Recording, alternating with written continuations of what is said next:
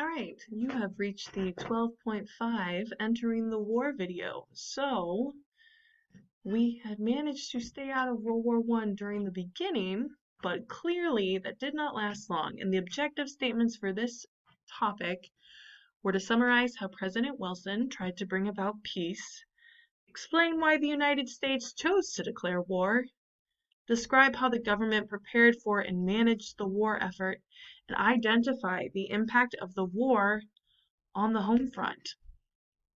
Okay, let's get it started. So, President Wilson lobbied for a stronger navy and an army, not necessarily to join, but Germany has wronged us a little bit, and so your book says that he was trying to make peace, but he knew that the United States might eventually end up having to be drawn into the war, so he lobbied for a stronger navy. However, he ran for re-election, and his campaign slogan was, "He kept us out of the war."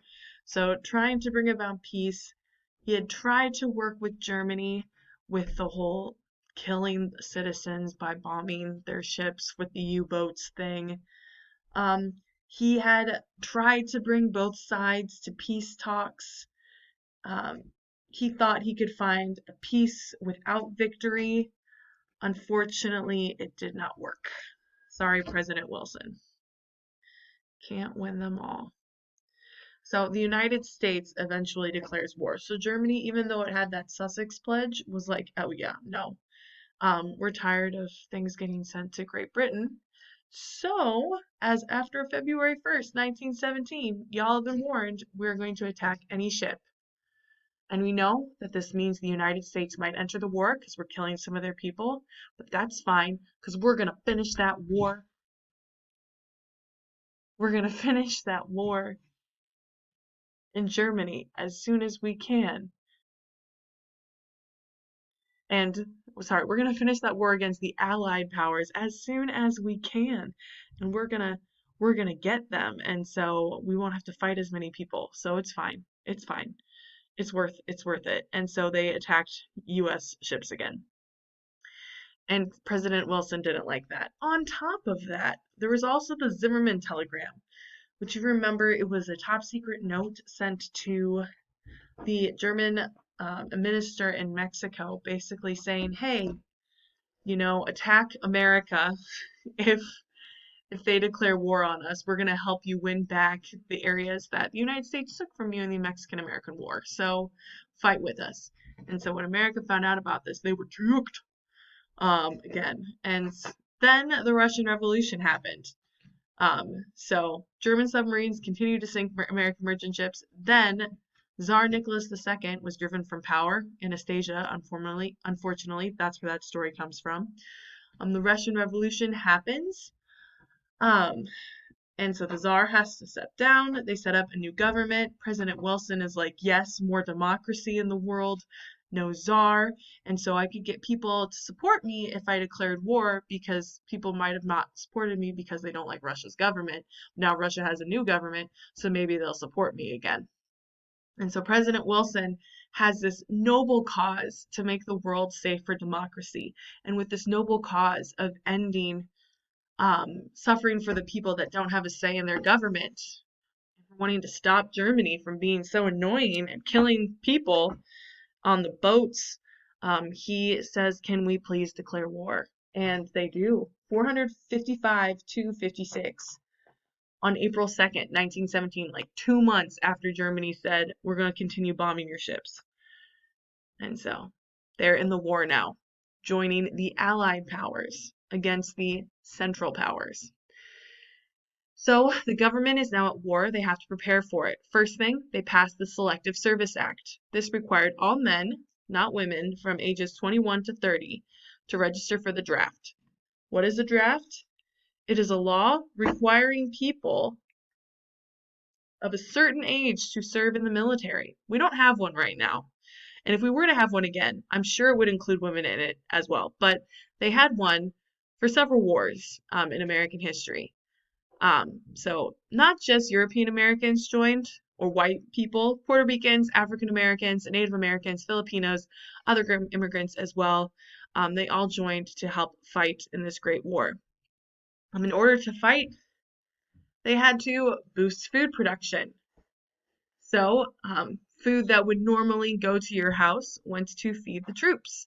People rationed what they could have, so they cut down on flour. They found convenient ways to cook. If you ever read American Girl doll, like Molly's first book, they talk about the whole like making bread out of a can and all this stuff. And so they raise food to go to the troops. Um, and Americans would help serve that and ration. So no meat, no wheat, only a specific amount of sugar and milk to help feed. And then they also established this War Industries Board to help with making weapons. It worked with factories and said, this is the weapons we need.